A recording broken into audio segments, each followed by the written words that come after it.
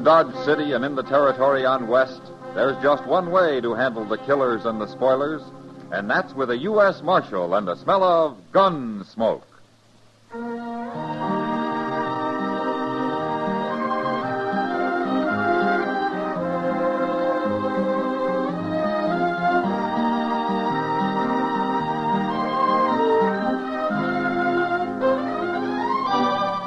Gunsmoke, starring William Conrad.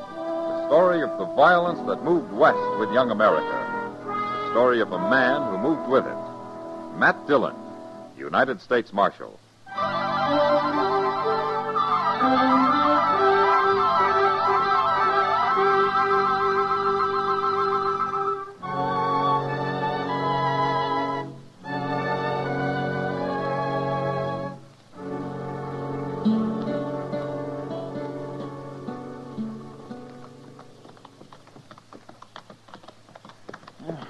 I'm that dry I could fair spit cotton, Mr. Dillon. Oh, you can fill up at the Olive Braganza when we get back to Dodge, Chester.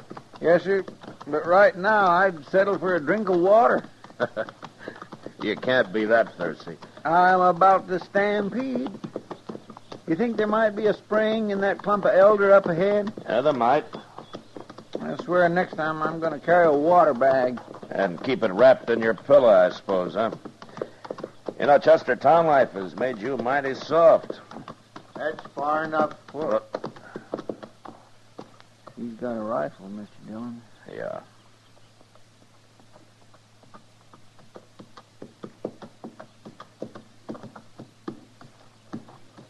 Who are you men?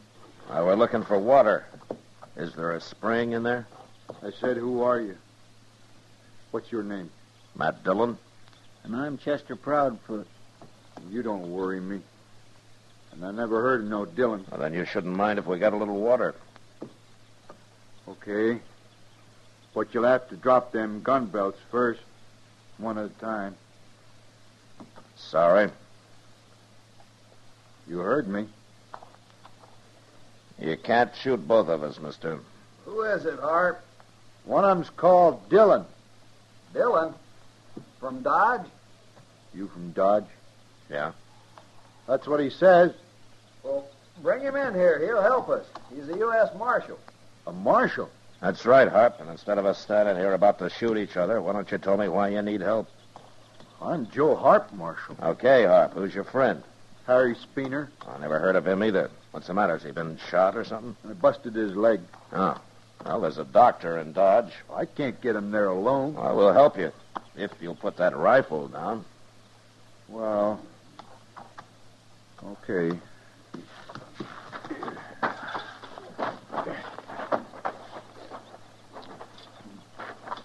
I found him lying out there on the prairie this morning.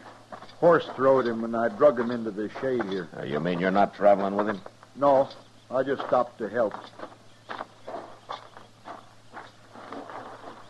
Are you really Marshal Dillon? I am. But, I don't remember you. I ain't never been to Dodge. I heard your name, though. You live around here, Speener? No, I've been working in a saloon down in Tascosa. Wanted to change, so I bought me a horse and rode north. But I shouldn't have come alone. I don't know nothing about horses. I hate 'em. Well, we better get you into Dodge. I suppose you aim to drag me to Dodge. Well, I've been drug as far as I'm gonna be. Well, I had to get you out of the sun, Speener. You was mighty rough about it. Why, he saved your life, mister. Why shouldn't he save my life?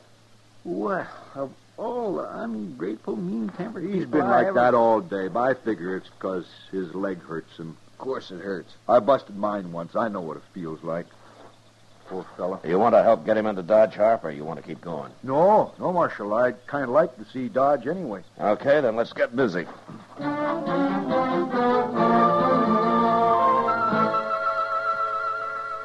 Luckily, Speener had broken only one bone in his leg, and after we rigged up a splint for it, we managed to get him mounted.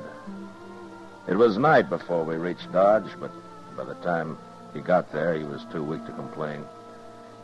Anyway, I was more interested in Joe Harp, but all I could find out was that he was a cowboy, drifting aimlessly through the country like so many of his kind. He said he had a little money from his last job, and that's why he'd been so wary of strangers. And he seemed honest enough.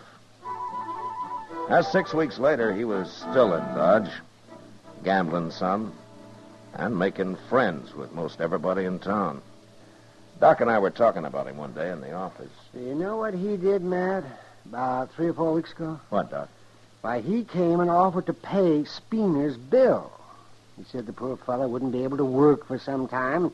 As long as he'd saved him, he felt he ought to help take care of him. Oh, did you take his money? I did not. Speener can pay me himself. And he'd better get to work soon, too, because he's already walking around without a cane. I take it you don't like Speener much, Doc. Oh, right. Do you? Well, nobody does that I know of. I don't believe he's even thanked Joe Hart for saving his life, man. Oh, well, mister.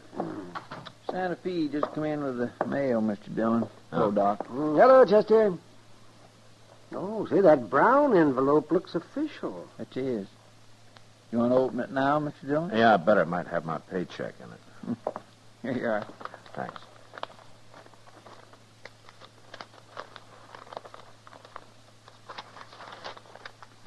No check.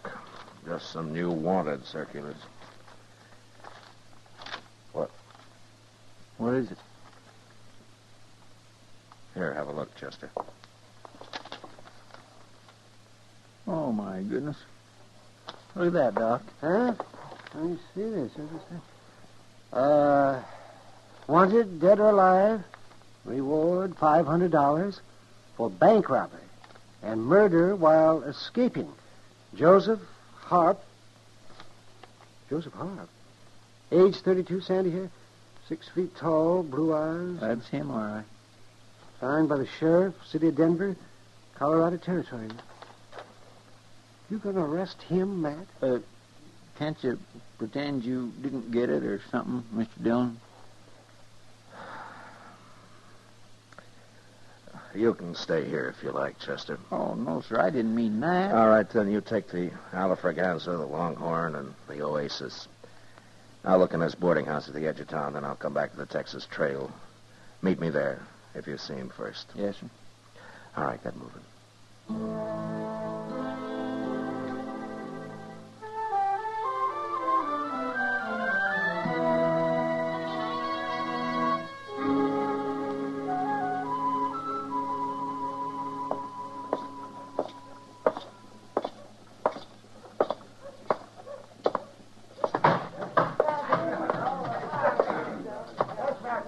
Kitty. You look like you've been eating cockleburrs, Matt. I don't see Joe Harp around anywhere, Kitty. He left. Why? Has Chester got here yet? No. Is there trouble of some kind, Matt? I'm after Harp, Kitty. How long ago did he leave? Just a little while ago. He was over there gambling, as usual, and then that Speener came running in and said something to him, and they both left. Speener. Somebody ought to take him out and bury him somewhere. Well, I couldn't find him nowheres, Mr. Dillon. Hello, Miss Kitty. Chester, what's this all about anyway? Harp's wanted for murder. For murder? Joe Harp? That's just what Speener said when I told him. He just couldn't believe it. You told Speener, Chester? Why, yes, sir. I ran into him, and I... Go get our horses, Chester. I'll pick up the rifles. And hurry. They've had time to get out of town already.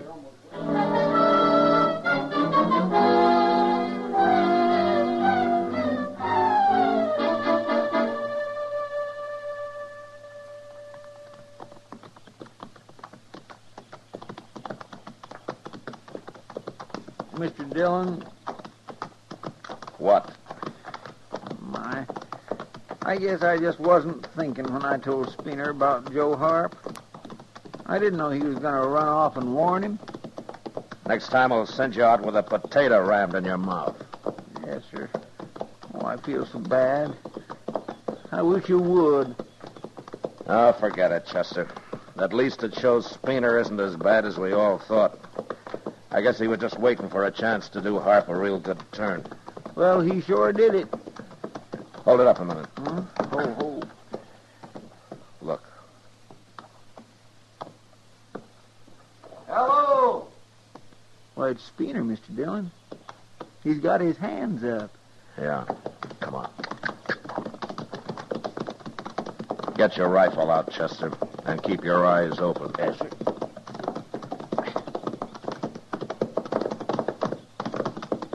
Don't shoot, Marshal. I ain't done nothing. Where's Harp? He's in that drawer behind me. Any tricks and you'll die, Spooner. I ain't no outlaw. And Harp ain't gonna pull no tricks neither. You just follow me, Marshal.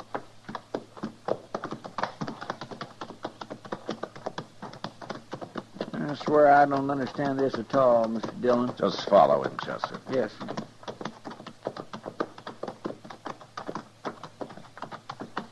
There's his horse. Yeah. And there he is. Well, he's been hurt. He sure has. Oh. Well, there's your man, Marshal. Did you do this, Spooner? I tried to talk him into giving himself up, but he wouldn't listen. And then he tried to draw on me. Spooner, I can tell from here the way he's lying that you shot him in the back. What difference it make? He's an outlaw, ain't he? Yeah. $500 worth of outlaw, Spooner. If you live to collect it.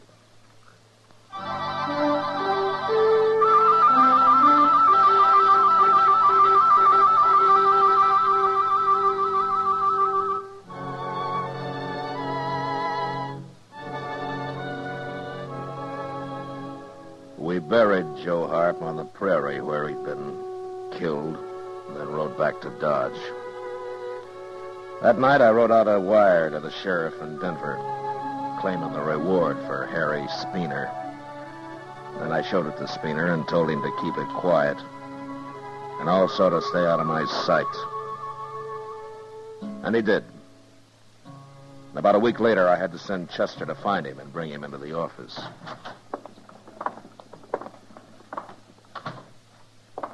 Here he is, Mr. Dillon. Come over here, Spooner.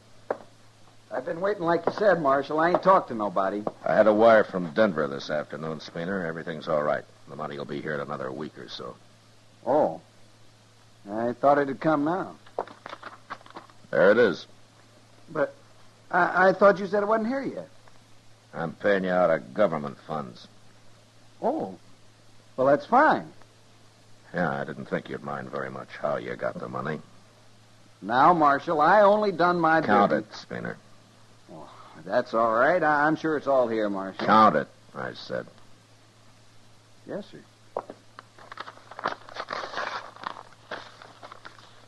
1, 2, 3, 4, 5. You satisfied? 500, that's right.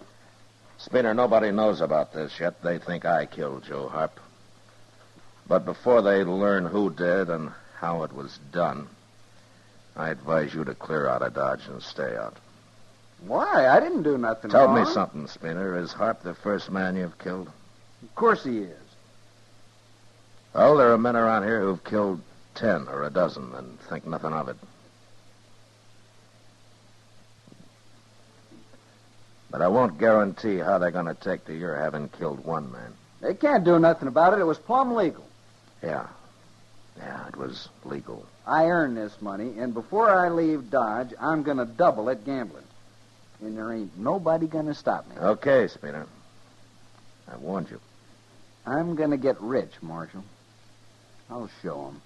Real rich. Get out of here. I'm going.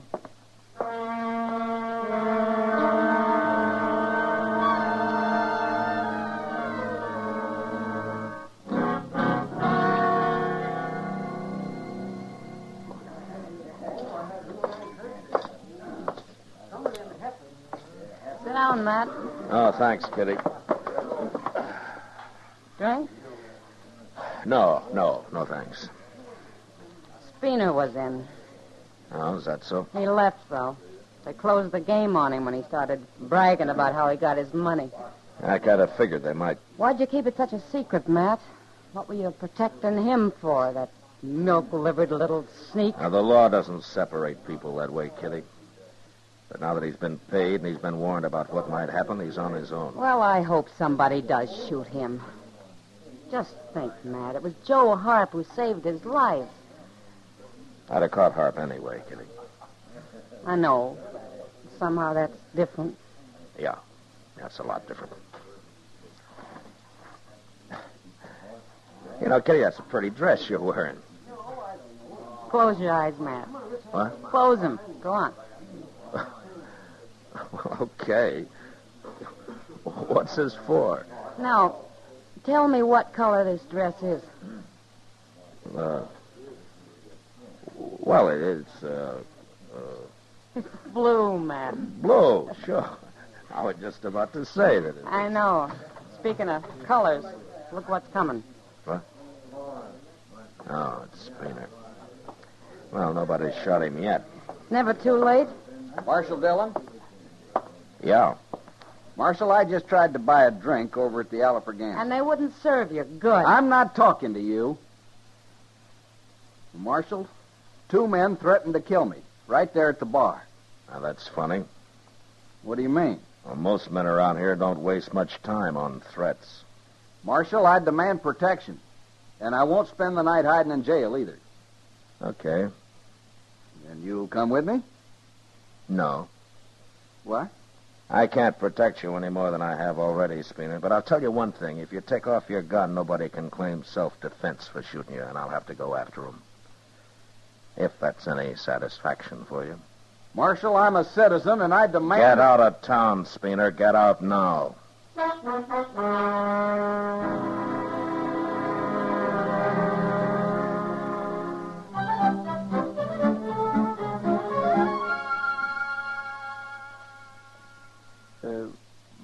Mr. Dillon, Yeah. could you lend me $1? I went broke last night. Gambling, huh? Yes, sir. All right. Here you are, Chester. Thank you. Hey, wait a minute. You told me you swore off gambling a week ago. You even took an oath. I did. I sure did. Well, then how come you went broke gambling last night? No, sir. I said I went broke, and you said gambling, and I said yes, sir, but I didn't say I was gambling. Chester, keep the dollar. Just go spend it somewhere. Yes, sir, but you don't understand. You see, I've got it all figured out. I swore off gambling, all right, so what I do now is to hire a fella, and I give him the money, then he goes and sits in a game for me, you see. Dillon. Oh, hello, Clay. Marshal, my horse come back. What horse? The one Spooner bought off me when he left town. Well, Spooner's been gone 5 days, Clay. I know. But my horse come back, Marshal. Alone. Saddled? Yes, sir. But it ain't my saddle. It's Spooner's. That means somebody must have caught up with him, Mr. Dillon. All right, we'll start looking for him. I can tell you where to look, Marshal. What? That horse has got red mud all over his legs. And there's only one place I know where he'd get into red mud around here. Well, that watering hole, Grande Springs, huh? That's right, Marshal. Say, do I get to keep the horse now? I don't know, Clay. I'll tell you when I get back.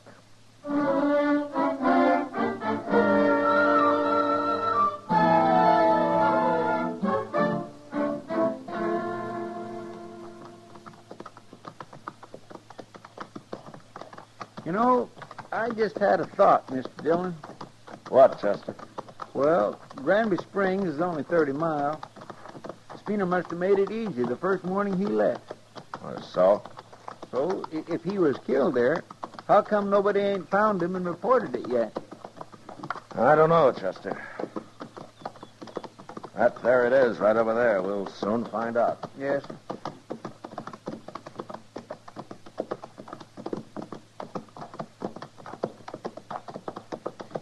That's him, Mr. Dillon. He sure looks dead. Yeah.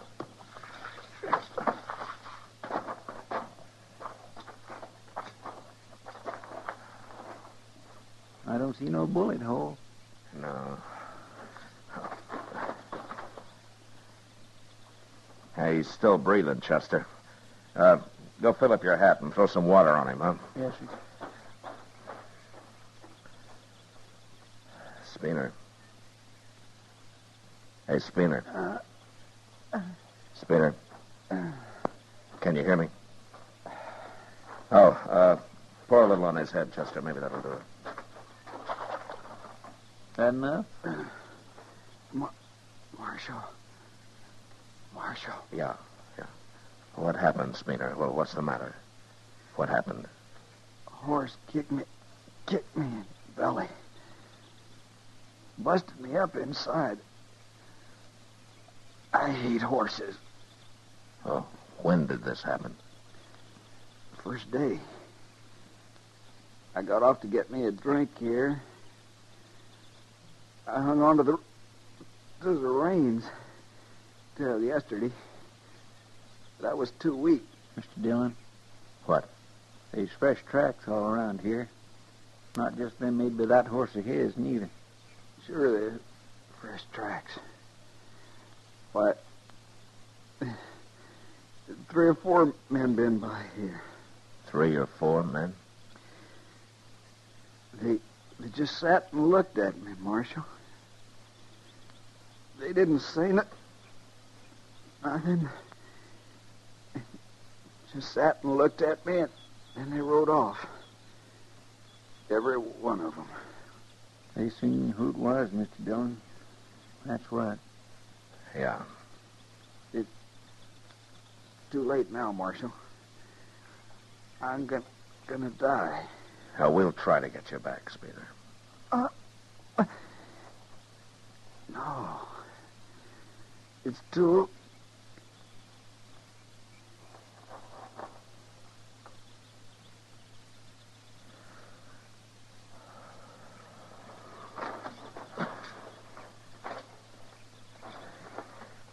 He's dead, Chester. Yes, sir. He wasn't as lucky as when he busted his leg, was he? But you'd think one of them riders might have helped him. You know, except for us, I guess there isn't a man in the country who'd have helped him this time, Chester.